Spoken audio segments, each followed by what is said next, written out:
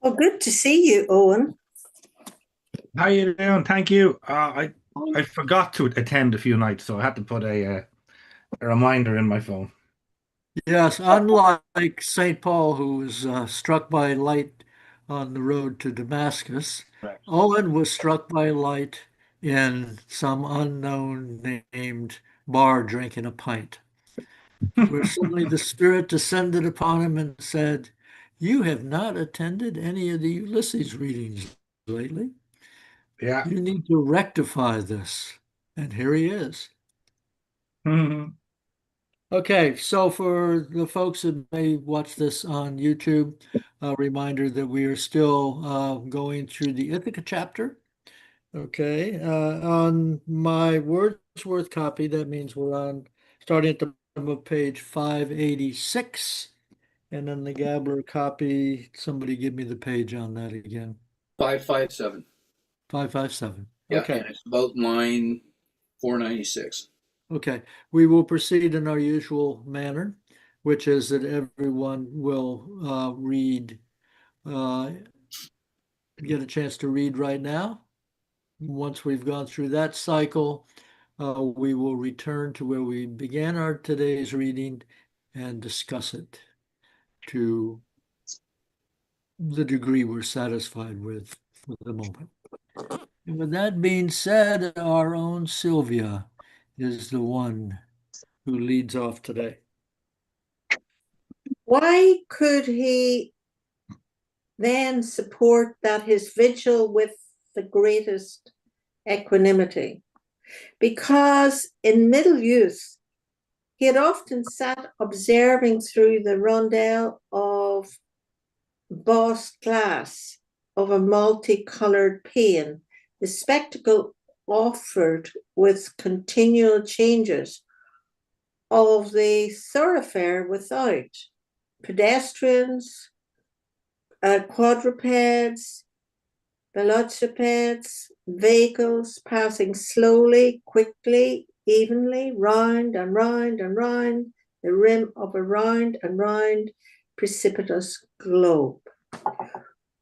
What distinct different memories have each of her now 8 years deceased? Each of her now 8 years deceased. The older her physique, cards and counters, her Skye Terrier, her supposititious wealth, her lapses of responsiveness and insipid catarrhal deafness. The younger, her lamp of colza oil before the statue of the Immaculate Conception, her green and maroon brushes for Charles Stuart Parnell and for Michael Davitt, her tissue papers.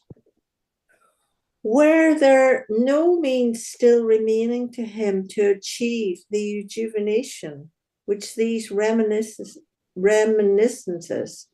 devolved to a younger companion, rendered the more desirable?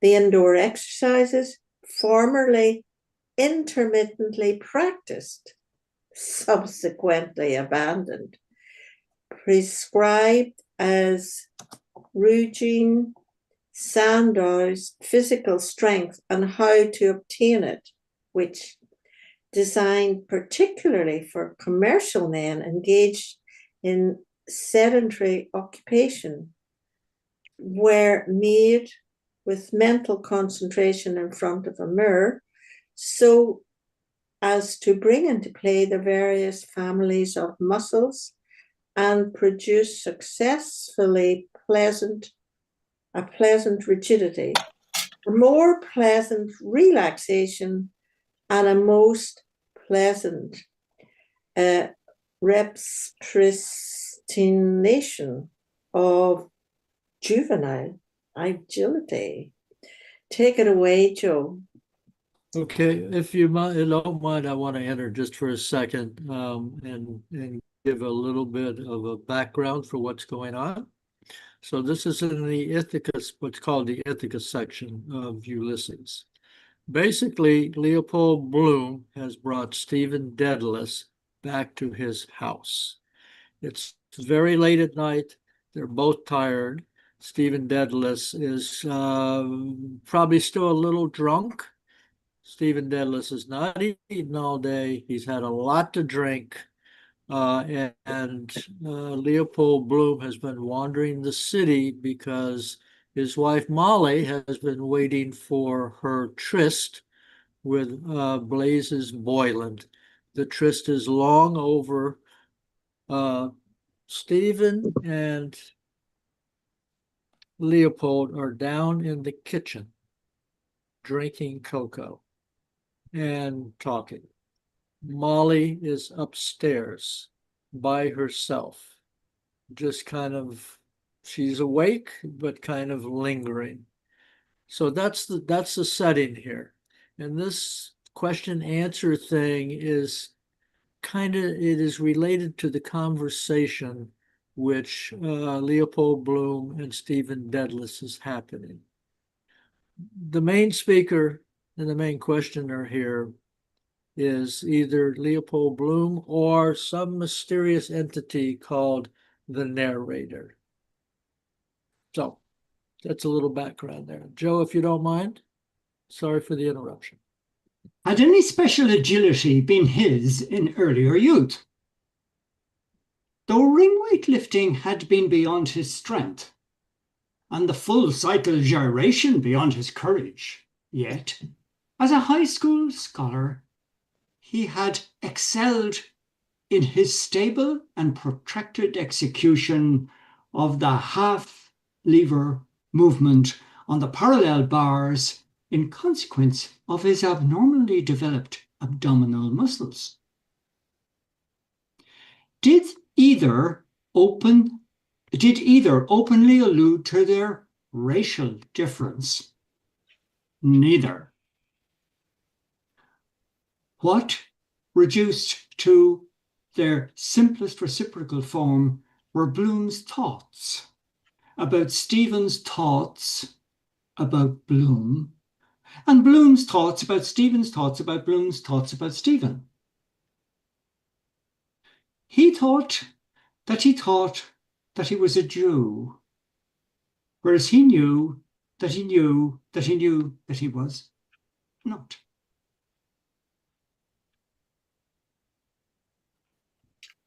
What enclosures of reticence removed were their respective parentages?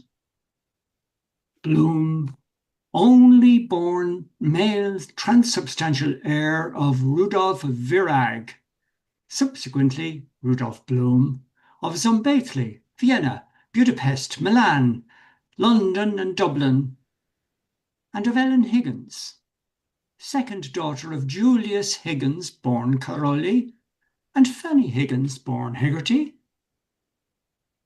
Stephen, eldest surviving consubstantial heir of Simon Dedalus of Cork and Dublin, and Mary, daughter of Richard and Christina Goulding, born Greer. I'll pass it on there to Jim. Thank you, Joe. Had Bloom and Stephen been baptized, and where and by whom, cleric or layman? Bloom 3 times by the Reverend Mr. Gilmer Johnson, M.A., alone in the Protestant Church of St. Nicholas, without whom, by James O'Connor, Philip Gilligan, and James Fitzpatrick, together under a pump in the village of Swords, and by the Reverend Charles Malone, C.C., in the Church of the Three Patrons, Rathgar. Stephen, once, by the Reverend Charles Malone, C.C., alone, in the Church of the Three Patrons, Rathgar. Did they find their educational career similar? Substituting Stephen for Bloom, Stoom could have passed successively through a dame school and the high school. Substituting Bloom for Stephen, Bleven would have passed successively through the preparatory, junior, middle, and senior grades of the intermediate and through the matriculation, fine arts, second arts and arts degree courses of the Royal University. Why did Bloom refrain from stating that he had frequented the University of Life?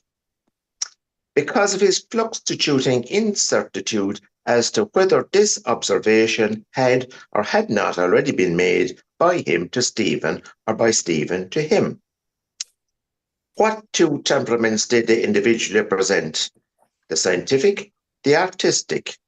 What proofs did Bloom allude to prove that his tendency was towards applied rather than towards pure science?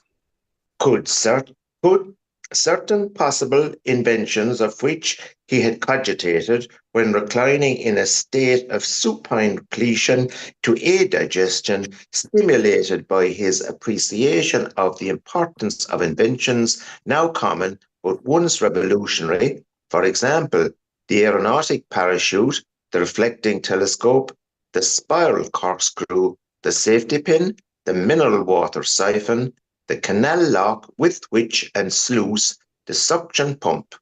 Next, please. Were these inventions principally intended for an improved scheme of kindergarten? Yes, rendering obsolete pop guns, elastic airbands, games of hazard, catapults. They comprise astronomical kaleidoscopes exhibiting the 12 constellations of the zodiac, from Aries to Pisces, miniature mechanical orreries, arithmetical gelatine lozenges, geometrical to correspond with zoological biscuit, globe-trotting playing bills, historically consumed dolls. What also stimulated him in his cogitations? The financial success achieved by Ephraim Marx and Charles A. James, the former by his 1 pence bazaar at 42 Georgia Street South, the latter by his 6.5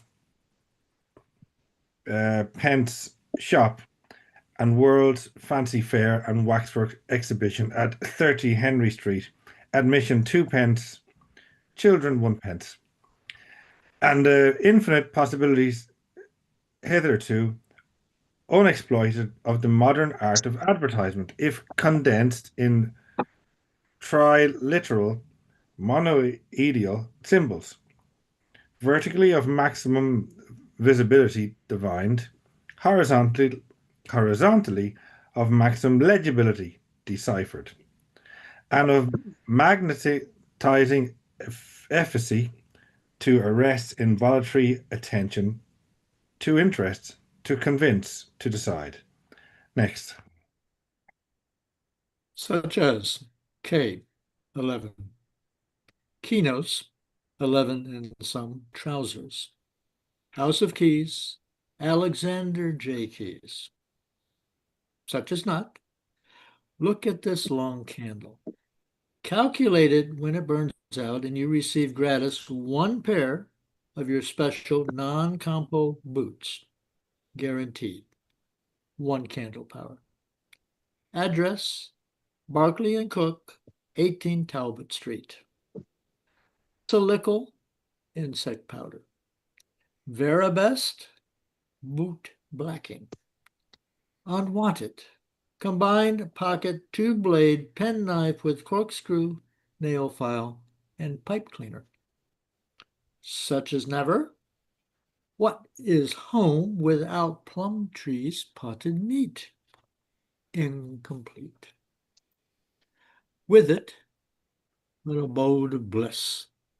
Manufactured by George Plumtree, 23 Merchants Quay, Dublin, put up in 4-ounce pots, and inserted by Councillor Joseph P. Nanetti, MP, Rotunda Ward, 19 Hardwick Street, under the obituary notices and anniversaries of deceases. The name on the label is Plumtree. A Plumtree is a meat pot. Registered trademark. Beware of imitations. Peat Mott, Trumpley, Montpot, Plamtrue. Which example did he deduce to induce Stephen to deduce that originality, though producing its own reward, does not invariably conduce to success? His own ideated and rejected project of an illuminated show cart drawn by a beast of burden in which two smartly dressed girls were to be seated, engaged in writing. What suggested scene was then constructed by Stephen? Solitary hotel in Mountain Pass. Autumn. Twilight. Firelit. In dark corner, young man seated. Young woman enters. Restless. Solitary. She sits. She goes to the window. She stands. She sits. Twilight. She thinks. On solitary hotel paper she writes. She thinks. She writes. She sighs. Wheels and hoofs. She hurries out. He comes from his dark corner. He seizes solitary paper. He holds it towards fire, twilight. He reads solitary. Okay, so Dave. I would love to, but it's Orla's turn, I think. Mm-hmm. Oh, I see. Sorry about that. No worries. Yes. Orla, please. What? In sloping, upright, and backhands, Queen's Hotel, Queen's Hotel, Queen's Ho? What suggested scene was then reconstructed by Bloom? The Queen's Hotel, Ennis, County Clare, where Rudolph Bloom, Rudolph Virag, died on the evening of the 27th of June, 1886, at some hour unstated, in consequence of an overdose of monkshood, aconite, self-administered in the form of a neuralgic liniment composed of 2 parts of aconite liniment to 1 of chloroform liniment, purchased by him at 10:20 a.m. on the morning of 27th June 1886 at the Medical Hall of Francis Dennehy, 17 Church Street, Ennis. After having, though not in consequence of having, purchased at 3:15 p.m. on the afternoon of 27th June 1886, a new boater straw hat, extra smart, after having, though not in consequence of having, purchased at the hour and in the place aforesaid, the toxin aforesaid at the general drapery store of James Cullen, 4 Main Street, Ennis.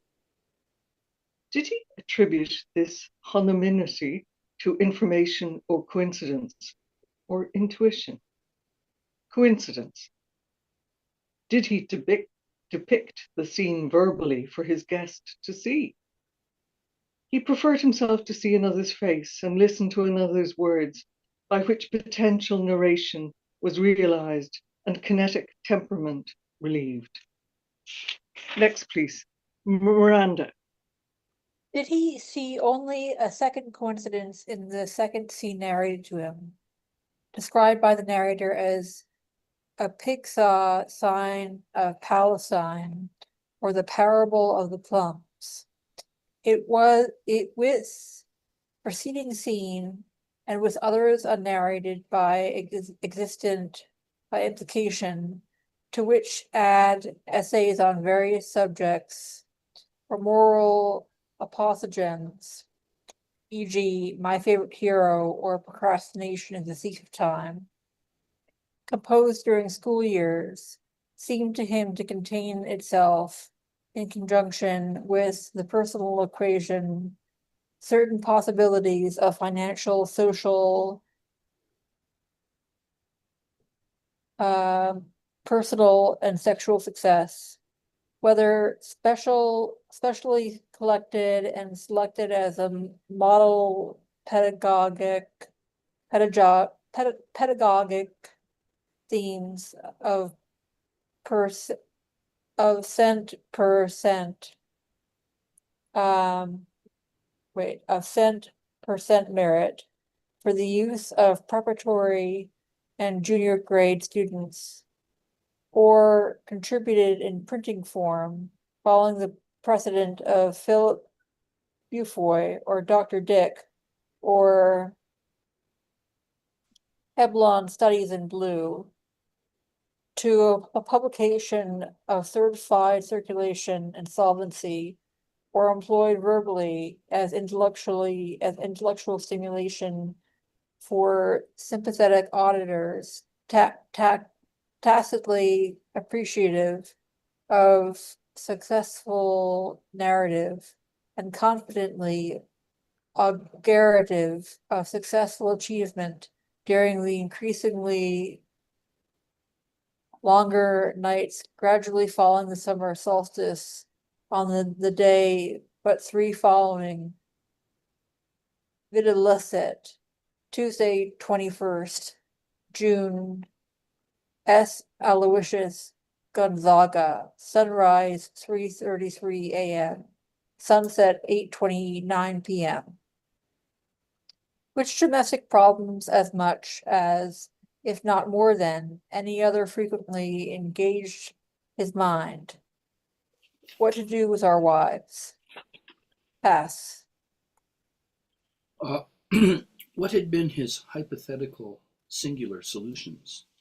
Parlor games, dominoes, Helma, tiddlywinks, spillikins, cup and ball, nap, spoil 5, bezique 25, beggar my neighbor, drafts, chess, or backgammon, embroidery, darning or knitting for the police-aided clothing society, musical duets, mandolin and guitar, piano and flute, guitar and piano, legal scrivenery or envelope addressing, biweekly visits to variety entertainments, commercial activity as pleasantly commanding, pleasingly obeyed mistress proprietress in a cool dairy shop or warm cigar divan, clandestine satisfaction of erotic irritation in masculine brothels, state inspected and medically controlled, social visits at regular and frequent prevented intervals and with regular frequent preventative superintendents to and from female acquaintances of recognized respectability in the vicinity, courses of evening instruction specially designed to render liberal instruction agreeable.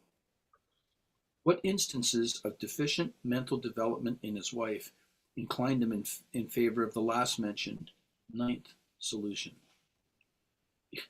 In disoccupied moments, she had more than once covered a sheet of paper with signs and hieroglyphics, which she stated were Greek and Irish and Hebrew characters. She interrogated constantly at varying intervals as to the correct method of writing the capital initial of the name of a city in Canada, Quebec. She understood little of political complications, internal or balance of power, external. In calculating the addenda of bills, she frequently had recourse to digital aid. After completion of laconic epistolary compositions, she abandoned the implement of calligraphy in the encaustic pigment, exposed to the corrosive action of copperas, green vitriol, and nutgall. Unusual polysyllables of foreign origin she interpreted phonetically or by false analogy or by both. Metempsychosis, met him psychosis, alias a mendacious person mentioned in sacred scripture. I'll leave it at that. Okay, so Katrina, do you know where we are? Yes, I just found it. Katrina, Okay, welcome. I'm Please go sorry. ahead. Hi, Miranda. I'm so I for some reason I thought it was 12:30, not 12. So I'm late. I'm sorry. No problem. My Are you bad. ready to read though? Because Yes. you're okay. Yes. Read ahead then, please. Okay. What compensated in the false balance of her intelligence for these and such deficiencies of judgment regarding persons, places, and things? The false apparent parallelism of all perpendicular arms of all balances proved true by construction. The counterbalance of her proficiency of judgment regarding one person proved true by experiment. How had he attempted to remedy this state of comparative ignorance? Variously. by leaving in a conspicuous place a certain book open at a certain page, by assuming in her when eluding explanatory latent knowledge, by open ridicule in her presence of some absent other's ignorant lapse.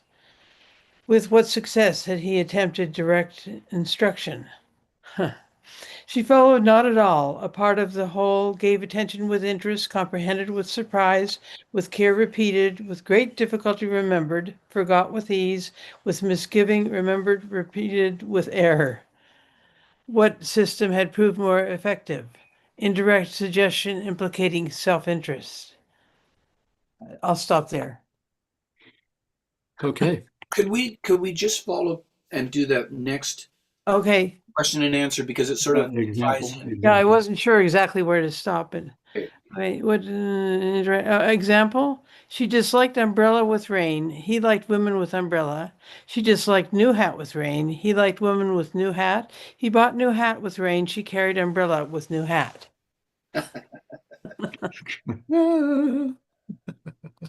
All right, very good. All right, let's go back to where we began.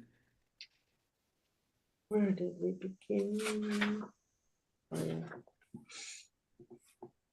Okay, Katrina, are you in Gabler? Yes, I am. We started page 577. Oh, thank you. Top. Why Wait. could he then support that his vigil with greater equanimity? Wait, 577? Yep. 557, my Oh, mistake. sorry. Okay, okay, great. Thank you very much. Okay. Okay. Why could he then support that his vigil with greater equanimity? What kind of sentence is that? It's a sentence that we discussed for over half an hour last week, in case anyone remember. And we more or less came to the decision that it's missing two commas. Yes. Why could he then support that, comma, his vigil, comma, with the greater equanimity? Right. It's Well done. that Well solved, Mr. Kenny. Well, no, I simply listened to what people were saying. I had to remember who was it. All I think came up with that. But I look back at the 1922 edition, and that's the way it is. Oh, okay. There, so everyone has a better suggestion. You know, why could he then support his vigil with greater equanimity? In other words, how could he sit there with Mrs. What's her name, looking through her single lens binocular without, you know?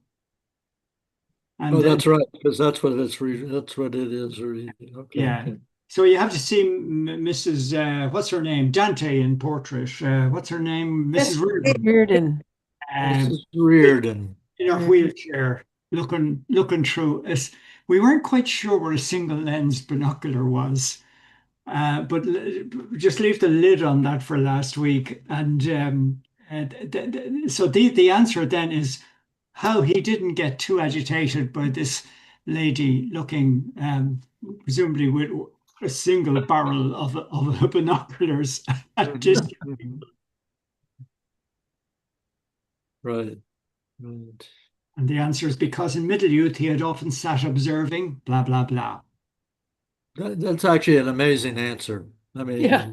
When you think this is a really amazing answer, and it's actually a critique on perception and on the human mind, and a repetition of a thing we frequently find in Ulysses, which is a capsulization of the entire book. Right. Just in this one thing. He's condensing everything in the book to this one sentence. Yes.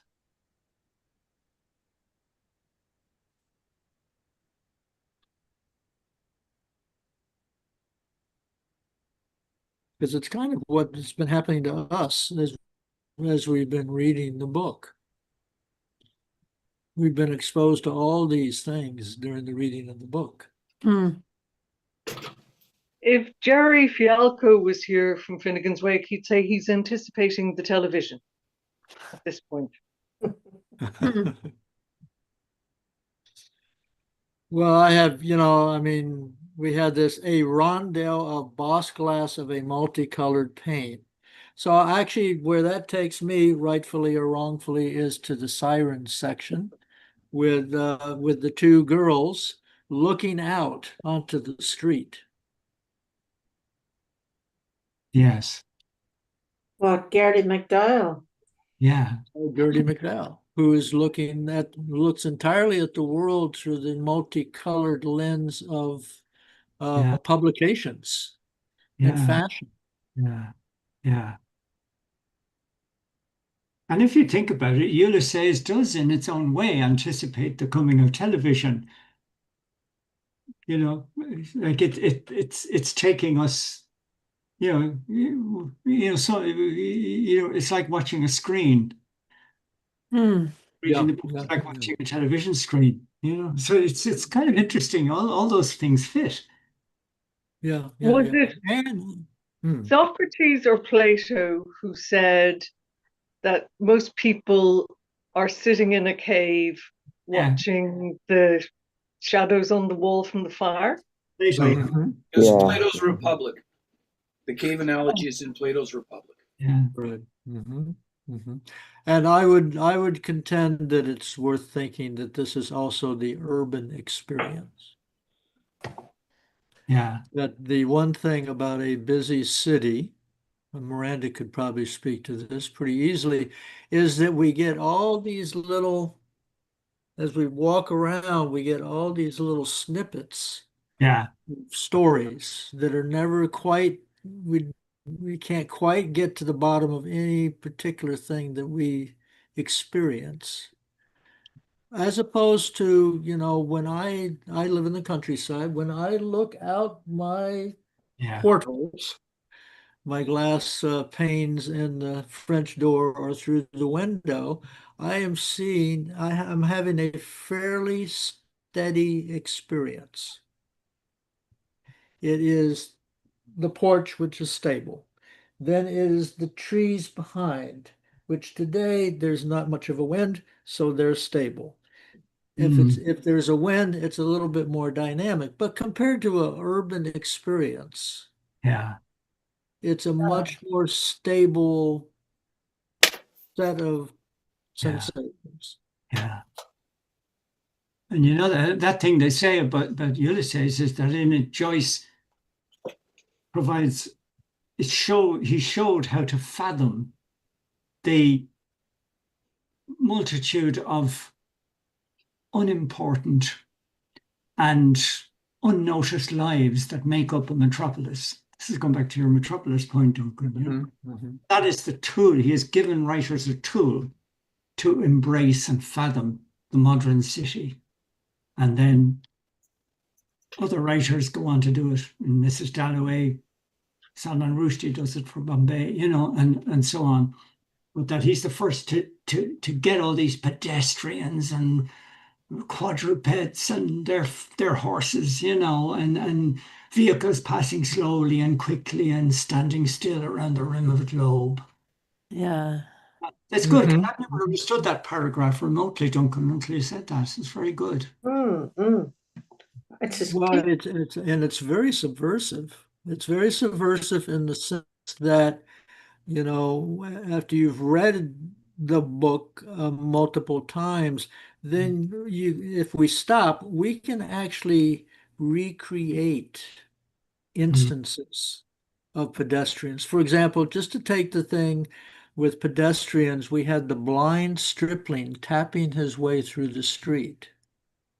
We have his encounter where he gives the newspaper, I was just going to throw it away, and he gives it to the fellow he was chatting with, the fellow that I think he wishes he had reminded to return his wife's suitcase. So I've got all these little Just weird little bits of information that I've accumulated from the reading. And if I stop, we had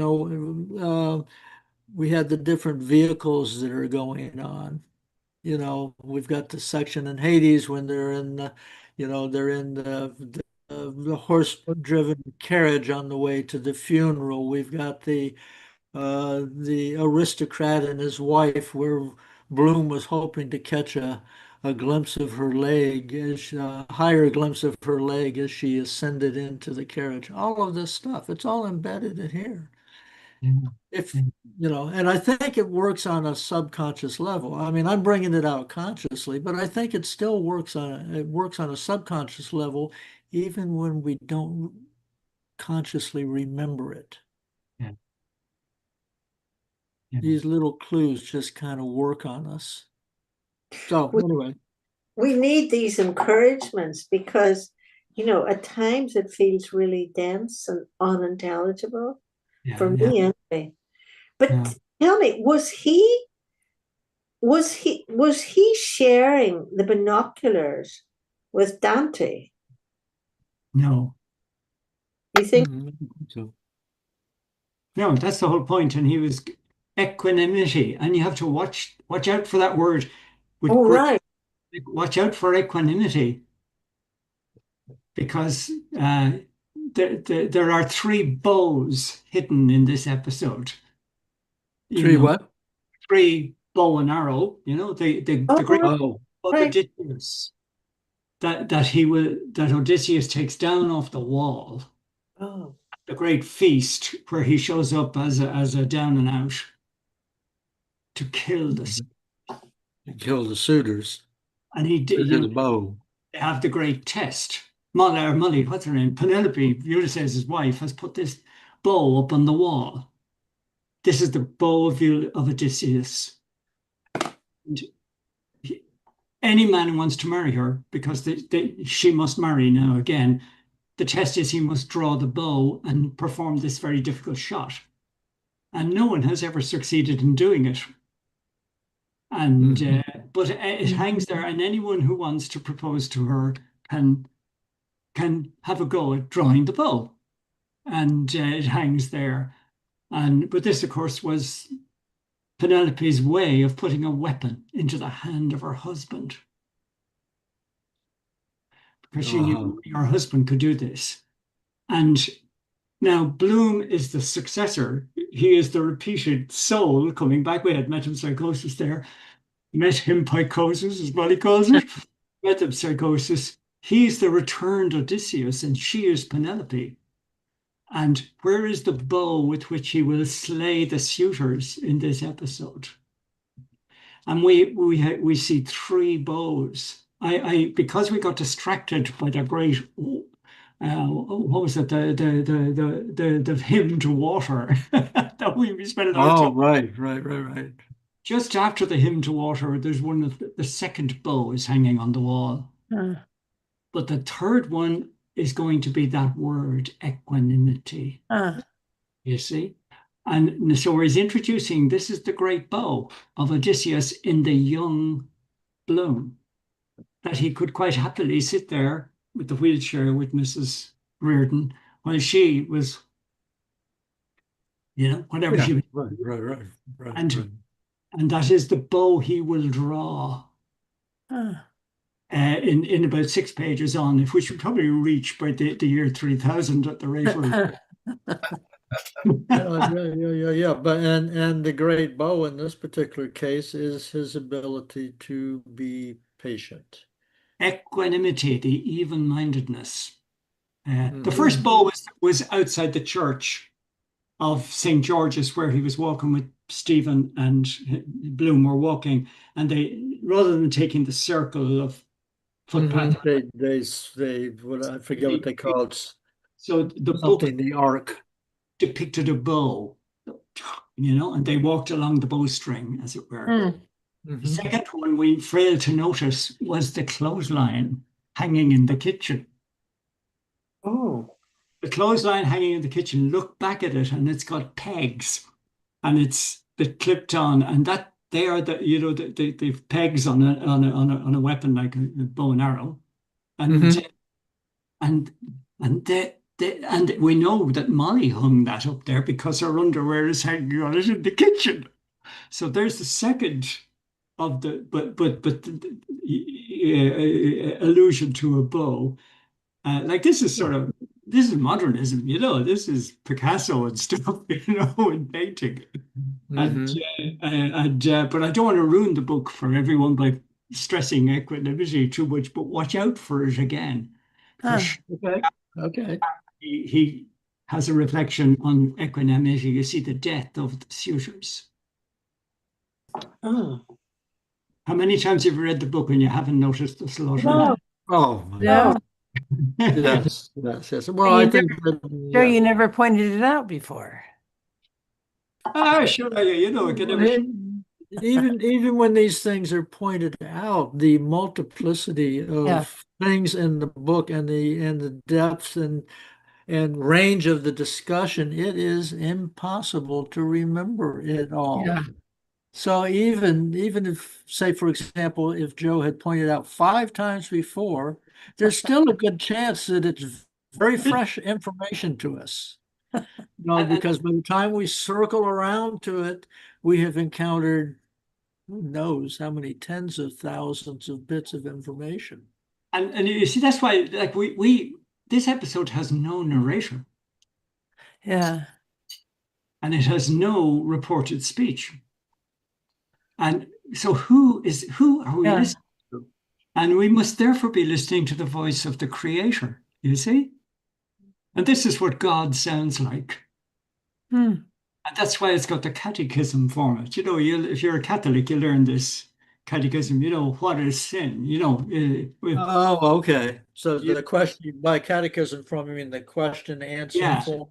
Although the catechism has been written by the local bishops, it's actually the voice of God speaking through them. So this strange voice that, seems to be inside everyone's head in the book, that this is the creator of the universe, which of course is the author creates a universe. Yeah. Anyways, I'm going on mute because oh no, No, Joyce. great stuff. No. No, Absolutely no. great stuff.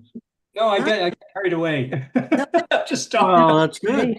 Oh wow. It's That's just good. wow. I love Thank it. Yeah. But there Right. you go. Well, this is what Joyce is doing to us constantly, is providing us with so much information and so many viewpoints Yeah. that really, at least for me, for the most part, what I come away with not is necessarily something I can explain, Hmm. but that I am encompassing a world. It's almost like here, I love this thing. He often sat observing through a rondel of bossed glass of a multicolored pane, the spectacle offered with continual changes. I'll stop there. Yeah. This is what happens in real life, and this is what Joyce is really, I think, putting us nose to nose with. The fact that this is a constantly changing thing. And to expect to understand it all, whether it be Ulysses or whether it be real life, is extremely naive and short-sighted. Yeah. I mean, that's how I'm looking at it, because it's very complicated. But I'm just sitting here mortified, thinking, oh, if I ran into James Joyce in a pub in Paris, you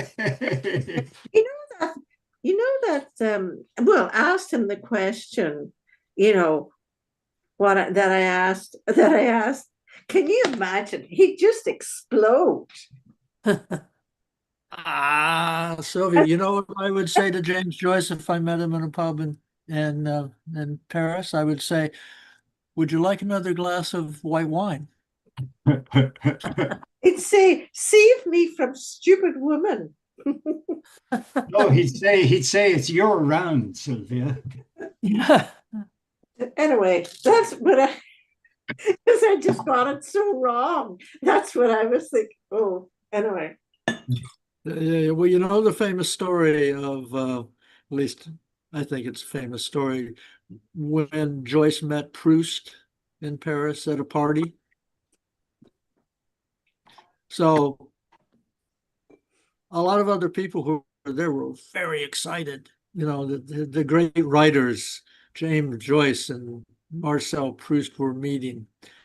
And the way it was reported is that what they did was they sat around and talked about their illnesses and treatments and that kind of stuff. They didn't talk about their books at all. Hmm. What illness did Joyce have? What illnesses did Joyce have? Yeah. Eye problem. Oh, the eye problems were, yeah, and that was just the beginning of it. You may notice that during the book, they're constantly talking about the way he walks. Yeah. He has great difficulty walking. He walks in a very strange manner. You know, I won't go into some of the theories of why. You mean Bloom walks in a strange manner? No, Joyce Oh, himself in real life. Okay. in real life, and Okay. it's mentioned in parts of the book here and there. There's allusions. The infections. The infections, you know. Mm. But I suppose I might have said, I'm a nurse. I got me an inning. Were And Proust and sorry, were Proust and Joyce hypochondriacs? I don't think so. I think they had real physical problems. were they were older then? No. Well, I don't know. In Proust's case, Proust was ill when he was a young child.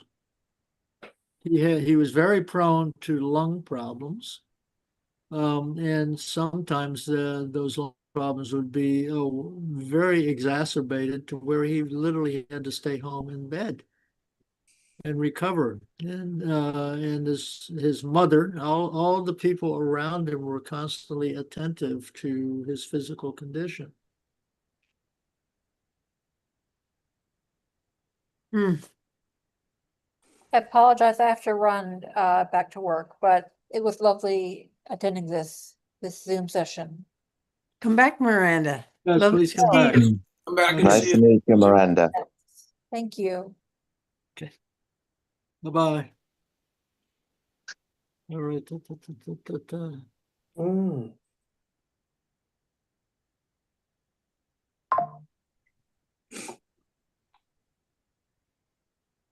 Hmm. So coming out of that thing about the rondel and all that, we come to Mrs. Riordan, who we know as a fierce from Portrait of an Artist, we know her as a fierce opponent of those who like Charles Stewart Parnell. Yeah. But right here we have this thing, her green and maroon brushes for Charles Stewart Parnell.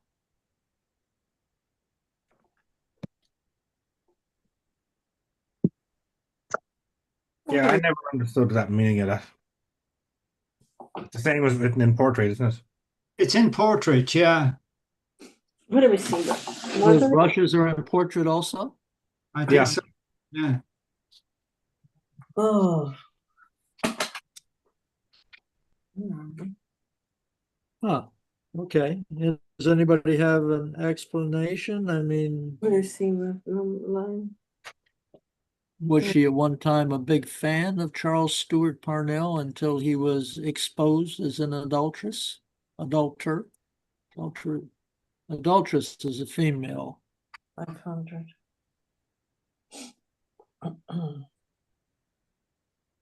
Let's see. Yeah. Yeah. Oh, David. Oh. Yeah, she had two I don't know why she had. I mean, brushes were presumably the tools of her trade. She was helping out in the house, wasn't she? But one had a green velvet that was for Parnell, who was nationalist, and the one with maroon for Michael Davitt. I don't know why maroon suited him, but Was he from Galway? I don't know, but he was nationalist as well. Gavin, I think, was Mayo. Mayo, yeah, not Maroon then. So it's I don't know why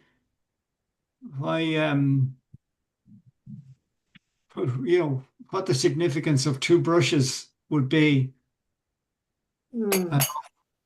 Uh, And what do you call it? Slope doesn't really help that much. Yeah, no. it does cover it, but Hmm. yeah. This supposedly takes place after, after Mrs. Riordan has left the Joyce household and is living in the hotel. Yeah, this is in the hotel. Yeah, yeah. 8 years ago. Also, Okay, well, I mean, we don't have to answer the question. I just find it interesting. Let's have a look at portrait. And I'm looking up Michael Davitt.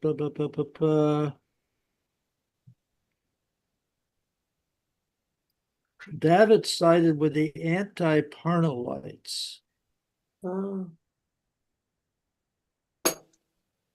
Michael Davitt, Irish revolutionary and politician. He joined the Irish Republican Brotherhood in 1865, formed the National Land League with Parnell. So he was united with Parnell in 1879. And then explains its goal was to reform the laws that favored absentee landlords and prevented oppressed tenant farmers from owning the land. Originally an ally of Parnell, they later divided on the issue of the nationalization of land ownership.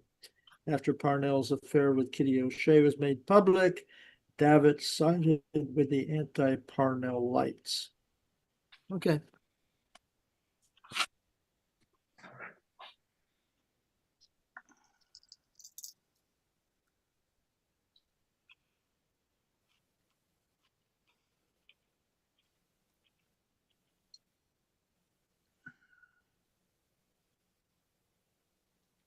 gosh. I found a thread here. It says, the rose is the colour of maroon or red, referring to the government or state, while the little green place is referring to Ireland, in which James Joyce likes to refer to. Hmm. That doesn't really make much sense to me, to be honest. Hmm. Okay. Well, I mean, in this particular thing, it means that in spite of the fact that Mrs. Riordan broke violently with the Parnellites, that she is still keeping that brush as a memento of better times, I guess. Yeah. Also, I would like to point out, apparently her superstitious wealth. Yeah. So apparently she was rumored to have had money. Yeah. Remember we had her story last week. The husband. That Yeah, the husband ran off with her money. she married and she was a novice in a convent, and when she inherited wealth, she left the convent and met a guy who married her. He was a son of a solicitor in Dublin, and then he did a runner to Buenos Aires with the bulk of her money. Is leaving, this leaving Dante Reardon's man, is it? Yeah. Dante is Mrs. Reardon, yeah. That her husband did that, ran away. Yeah. Yeah. Yeah. Okay, I just didn't. Yeah, great. In real life, that's it. And like Dante is the auntie. You know, she worked in the Joyce house. Presumably, she was referred to as the auntie. You know, Dante. Yanti. Oh, Yeah. the auntie. The Yeah. aunt. Yanti. Auntie. Yanti. Ah, wow. Yeah. I never got that before. Yeah, but why she would be I suppose when the young Joyce began to hear the name Dante, he began to think of Mrs. Reardon. But the significance I've got Gifford on portrait, and he doesn't give any explanation of why keeping up two brushes, one representing one side of the nationalist cause and the other another, would have any significance. I don't know. I think I for the moment I'll just assume that it was sentimental remembrance tokens for remembering better times when there Yeah, was when Michael David and Charles Parnell were united in yeah. helping to free the Irish from the English. I suppose if someone had been a novice in a convent, she would be probably very inclined to agree with the church. So when Parnell fell foul of the church's views on marriage, Mm-hmm. um, you could see that she could take that very much to heart. Mm-hmm. Mm-hmm. Mm. It's an amazing silence in the commentaries. Absolutely amazing. Mm-hmm. Say that again? It's an amazing silence in the commentaries. There's no explanation of the significance of Dante's brushes. Huh. And I didn't know until this evening that a cashew was a sweet smelling lozenge for Yeah. hiding bad breath. Yeah. Every time he brought her a piece of tissue paper, I presume for helping keeping the house clean or something. I don't know.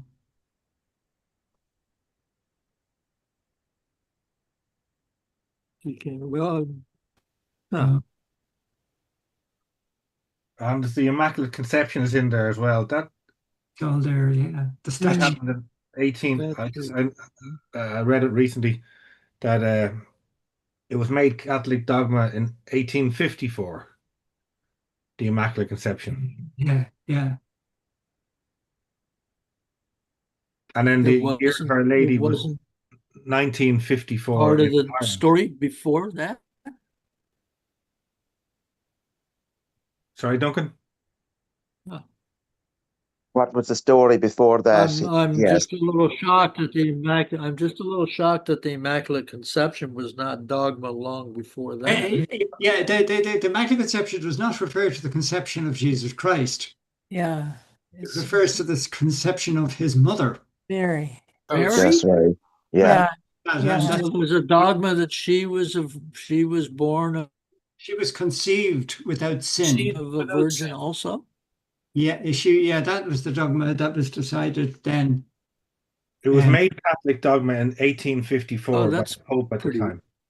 Yeah, made dogma, Ah, which means it existed as a belief prior to that.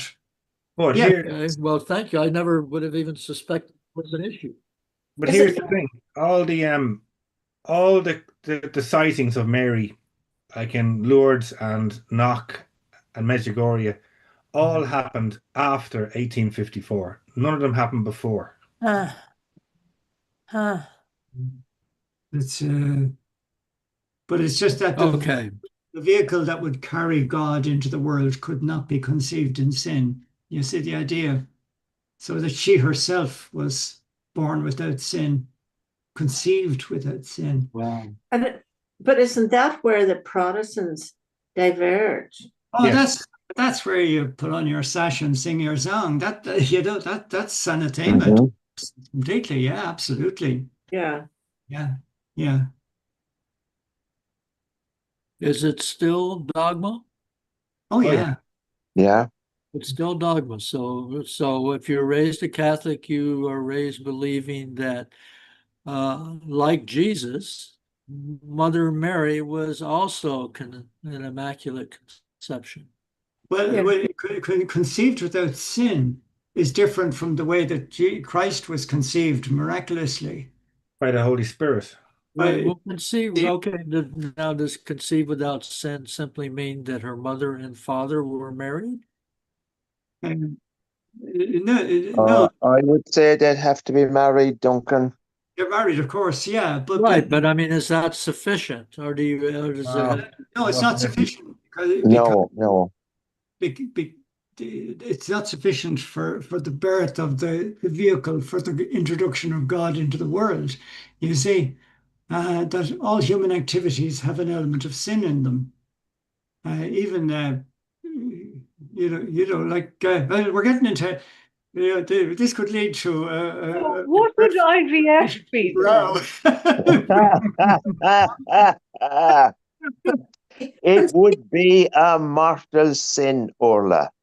Yeah, Yeah, I would say under this definition, IVF would be also, it would not be immaculate conception. yeah. Well, that's, if you don't mind me saying so, pretty weird. Yeah. Well, I mean, very we're abstract. crossing I mean, belief to and be against. Joe, who introduced this idea? who introduced it? Yeah, I don't about know. immaculate conception. The Well, Irish Catholics? Yeah, my understanding, and Owen has just confirmed it there, was that it was a belief in the Catholic Church, but it wasn't dogma. You didn't have to believe it, but And, sorry, and when? Oh, sorry, sorry. A papal bull must have been issued then in 1854 for it to become dogma. yeah, that's right. Yeah, and that's what happened.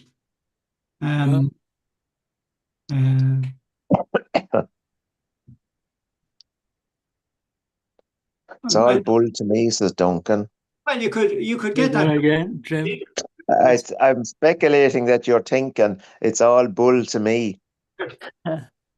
Well, I'm sitting there thinking, I'm looking at the screen and I'm going, and correct me if I'm wrong, Orla, Joe, Sylvia, Dave, Owen, Jim, and Dave were all raised, and in their catechism were taught that Mary was also immaculately conceived.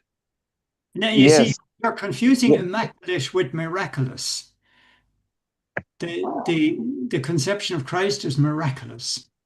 Christ is the fruit of the Immaculate Conception. Yeah, Yes. yeah. But the conception of Mary is physical. Yeah, there was only one Immaculate Conception. The only Immaculate Conception was with Mary. Jesus' birth was not an Immaculate Conception. That was a virgin birth. That was the virgin birth. But I mean, Duncan, you ask about this. My theory is if we Catholics can swallow the virgin birth, we can believe just about anything. but this is I very. assume you were all taught that very, very Although young. we were, That was but probably, that's what I'm saying. If some of the earliest teachings when you went to catechism. That's what I'm saying. If we can believe the virgin birth, then everything else is pretty easy after that, right? Yeah.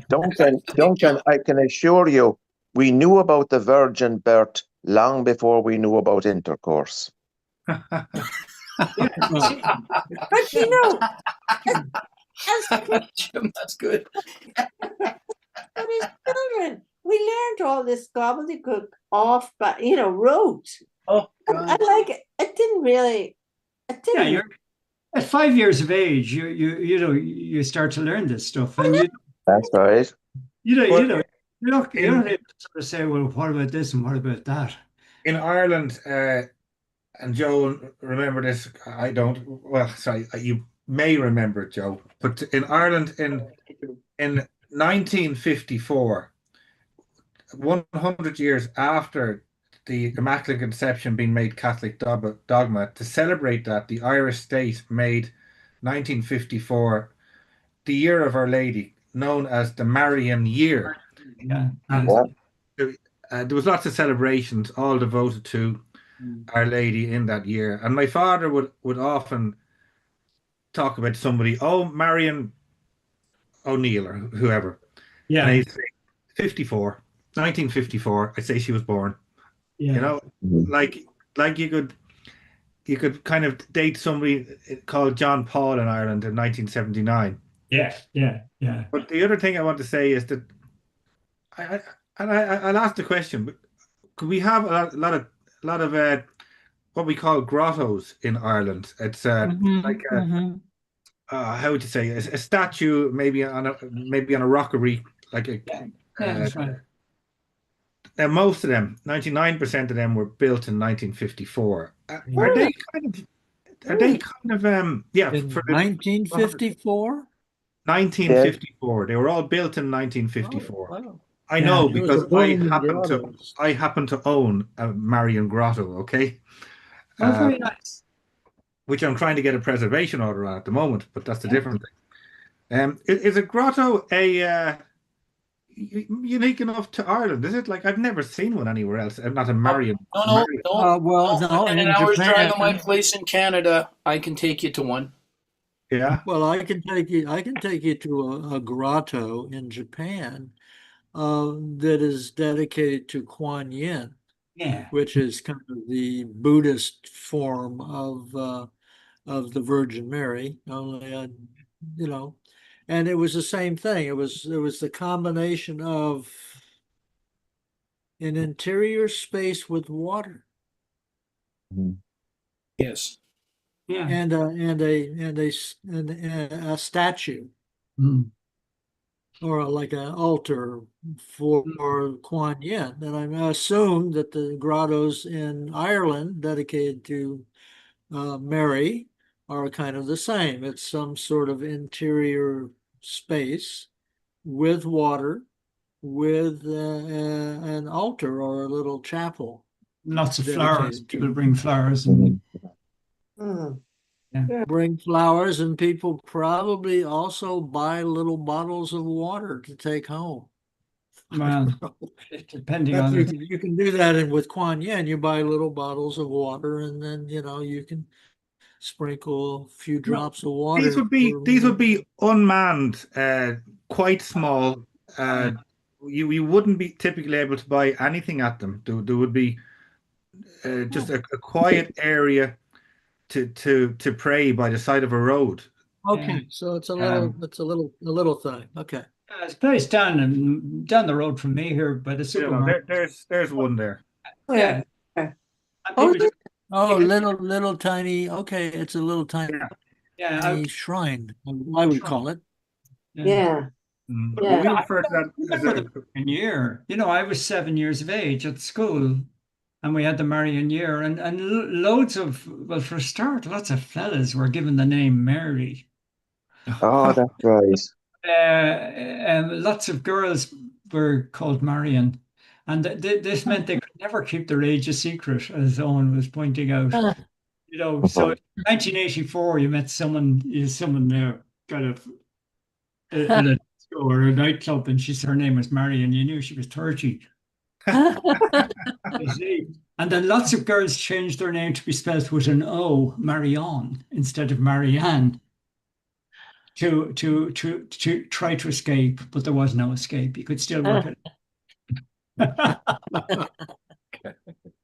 Mhm. Oh my goodness. Yeah. And the other thing I noticed there, well, it's the next paragraph down, talking about Eugene Sandoz' physical strength and Yeah. how to obtain it. He was a bodybuilder. Do you know, there's this Yeah. a bodybuilding championship called Mr. Olympia. Oh, well done, Duncan. Arnold Schwarzenegger won it many, many times. But Yeah, I actually remember of course, probably he was dead by the time I knew about it, but Eugene Sandoz is worldwide. yeah, but the trophy you get when you win Mr. Olympia is the Sandow Trophy. Ah, So if any of you wants to go and put on Duncan, go and win that, highly unlikely you would win a Sandow Trophy. Well, I don't think it's highly unlikely. It is totally unlikely. Well, you could Although invest in I some will have to tell anabolic you, steroids But and Duncan, growth promoting hormone. I think you might be underestimating your natural vigor. well, I will have to tell you that actually when I was a small child, I started subscribing very early to magazines such as Strength and Health What's and this? Oh, the yeah. Weider publications, and these were all weightlifting publications. And Charles Atlas. I lived near the elementary school, and the coach's office had a weightlifting set in it. And I deliberately cultivated the friendship of the janitors, the native janitors, and they would let me into the coach's office after hours, and I would go in there and lift weights, and then I would go home and and spread out my magazines and dream of being this muscular boffo. You too can have a body like mine. Wasn't that Charles Atlas? Charles Atlas, that's right, Charles Joe. Atlas, Charles yes. Duncan, maybe it was a slip of the tongue, or maybe you meant it, but you say you would be friendly with the native janitors. What do you mean by that? Okay, so I lived in a colony. Explain. I was raised on the island of Aruba. And our section of the island was controlled by Standard Oil, New Jersey. Okay. And this is only for what they called the foreign staff, which was basically workers who came from England, Europe, or the United States. Wow. And we lived in a walled compound with barbed wire and policemen at the entrances. And then to run our section, we were allowed to have workers come from the outside. We call it the outside, and these would either be Caribbean Indians or blacks from other islands, and they would be the maids and the janitors and the grunt workers inside the colony. So that's what I mean. It's a colonial imperialist project. Yeah. Perfectly so. Yeah. Perfectly so. I mean, that's one reason, don't tell anybody, that's one reason why I tend to be a little radical in my politics, because I looked at, wait a minute, this is weird. Yeah. Yeah. So our time is moving on quickly. I did want to get to one thing. I don't think I can wait. And that is on the next page where it says what the enclosures of reticent removed were their respective parentages. This is after the discussion about their racial differences. And the part that really attracted me was Bloom. Okay, only born Ellen Higgins. Now we know that Ellen Higgins was Bloom's mother, right? Yeah. Yes. And Ellen Higgins, second daughter of Julius Higgins, born Carolee. Yeah. Okay, I have a note that says it's not a Jewish name. Do you take issue with that? Like It's a I have Hungarian. no skin in It's this a game. Hungarian name. It's a Hungarian. Yeah. But is it Jewish? Yeah. So I'm not arguing the Jew. Oh, okay. Okay. Jewish Sorry. part. What I'm arguing is that I find it very curious. Was not Rudolph from Hungary? Oh, yes. Yeah. And so and then Ellen Higgins was descended from someone from Hungary. Hungry. Yeah. So that's what I'm going, wait a minute, this is really interesting. Yeah. Yeah. That links Leopold Bloom with Hungary.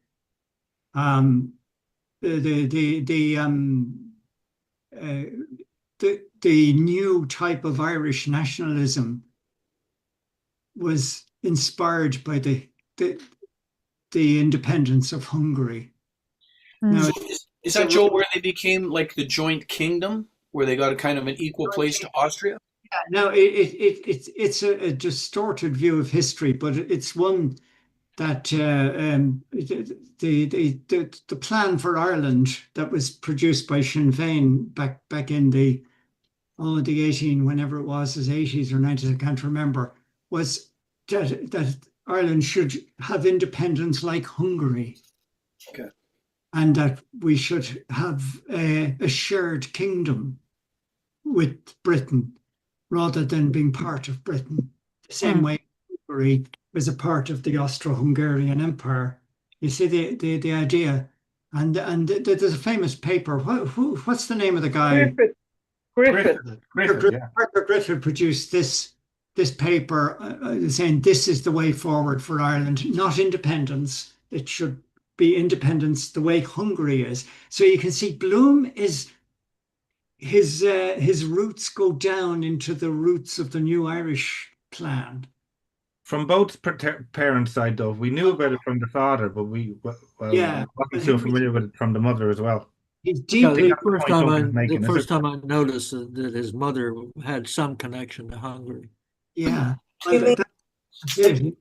And that's why all these crazy, violent Irish people, nationalists in Cyclops, in Barney Kiernan's pub, they just hate everyone. But Bloom belongs to the real way forward for the human race is love, and getting on with people and that sort of thing. And that's his Hungarian genetic background. Don't you see? I've never heard anybody been called a transubstantial heir before. Oh, I thought right. I thought it was going to be another conversation on theology. Because I only have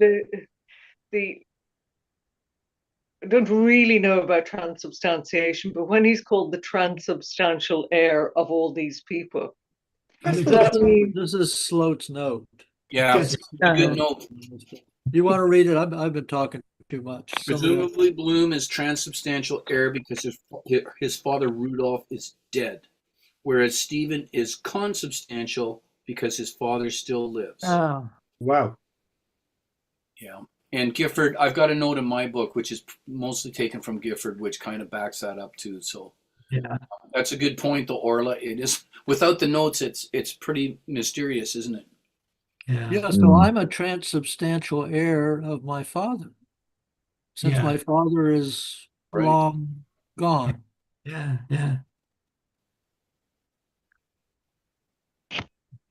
Owen, I'll just take this pause to bring your attention to the chat. If you're interested, I put a link to the grotto that's near my house. You might want to compare what you have in Ireland. huh. Preserves. Oh, yeah. Yeah, that's it. Same thing. Okay.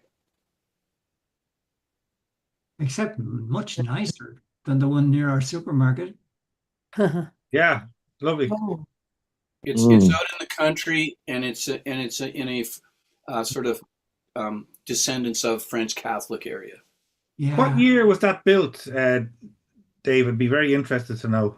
Couldn't tell you. I'll do some research and get back to you. Because it would be amazing if it was 54. Yes, that's a good point. It was the Marian year right across the Catholic world. Oh, was it? Yeah. Oh, I didn't know that. yeah, I am sitting here in amazement because yesterday I was reading this pretty horrific article that came out of about a home for unwed mothers where they've just discovered some horrific stuff in the west of Ireland. Is that where they're now Oh, exhuming that's the bodies? Hume. Was that Hume, Duncan? Yeah. Yeah. It's where they discovered all of these Babies. Babies' bodies. yes. They put Yeah. the Yeah, that's Tuam. That's Tuam. Oh yes, two of them. That's correct. Yes. and they It's put in the news So- here too. You know, they put them in a cesspit, which is Yeah, I'd like to see it. It sounds awful because it's described as a sewer, but in parts of the Mediterranean, it's kind of septic. people to be buried in sewers. So Say that again, Joe. in parts of the continent, it's quite common for people, for sewers, disused sewers, to be used as cemeteries.